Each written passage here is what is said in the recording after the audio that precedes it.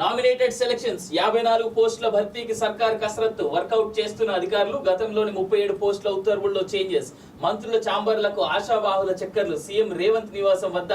హడావిడి స్థానికం పై ఫోకస్ అది separate news అయితే విషయం ఏంటంటే ఇక్కడ నేను చెప్పాల్సినటువంటి పాయింట్ ఏంటంటే రేవంత్ రెడ్డి గారికి మీరు ఇక్కడ చాలా స్పష్టంగా మీ యొక్క సామాజిక వర్గానికి పెద్దపీట వేసిరు అసెంబ్లీ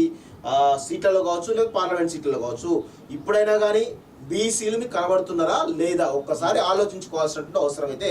కనబడుతుంది వాస్తవం చెప్పాలంటే ఇప్పటికైనా కానీ తెలంగాణ ఉద్యమకారులను గుర్తించండి ఉస్మానియా యూనివర్సిటీకి గతంలో కేసీఆర్ అనేకమైన పదవులు ఇచ్చిండు ఎమ్మెల్యే పదవులు ఎంపీ పదవులు కార్పొరేషన్ చైర్మన్లు అన్ని ఇవ్వడం జరిగింది అందులో కనీసం ఒక్క టన్ను నువ్వు ఓయూకి ఇచ్చినవా ఓయూలో ఎంతమంది నీ పార్టీలో ఎంతమంది ఉన్నారు బాలలక్ష్మి లాంటి వాళ్ళు దుర్గం భాస్కర్ లాంటి వాళ్ళు కోటా శ్రీనివాస లాంటి వాళ్ళు మానవతారాయ్ లాంటి వాళ్ళు అనేక మంది ఈరోజు ఉన్నారు వాస్తవం కాంగ్రెస్ పార్టీలో మరి వాళ్ళ కనీసం కార్పొరేషన్ చైర్మన్లు ఇచ్చేటువంటి దిక్కుందా దిక్కు దివాణం ఉందా అని అడుగుతా ఉన్నాను రీసెంట్గా ఇంకొంతమంది జాయిన్ అయ్యారు మందల భాస్కర్ లాంటి వాళ్ళు మన చాలా మంది సింగర్ ఆయన కూడా జాయిన్ అయ్యారు వాస్తవం చెప్పాలంటే సో వాళ్ళందరూ జాయిన్ అయ్యారు మీకెందుకు అసలు బీసీలన్నా లేదా ఉద్యమకారులన్నా ఎందుకు మీకు నచ్చలేదో నాకు అర్థం కావట్లేదు వాస్తవం చెప్పాలంటే కేసీఆర్ ఆ విధంగా అన్యాయం చేసిండు మీరు ఈ విధంగా ఇంకా పూర్తిగా కేసీఆర్ కొంత న్యాయం చేస్తే మీరు పూర్తిగా కంప్లీట్గా అసలు ఎక్కడ కూడా పట్టించుకోకుండా అన్యాయం చేస్తూ ఉన్నారు దీనిపైన ఖచ్చితంగా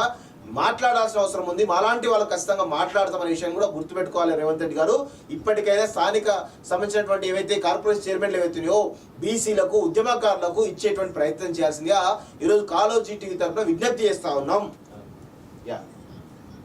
స్థానికంపై ఫోకస్ 70% ఓట్లు కాంగ్రెస్ లక్ష్యం పార్టీ గ్రాఫ్ ను ఫిక్స్ చేసిన టీపీసీసీ మంత్రులు ఎంపీలు ఎమ్మెల్యేలకు కొత్త టాస్క్ 1-2 రోజుల్లో కీలక నేతలతో సీఎం రివ్యూ అంటూ చూస్తా ఉన్నాం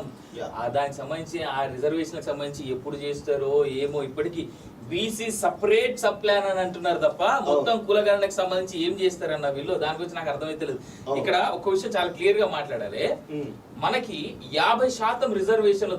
దాటొద్దని చెప్పేసి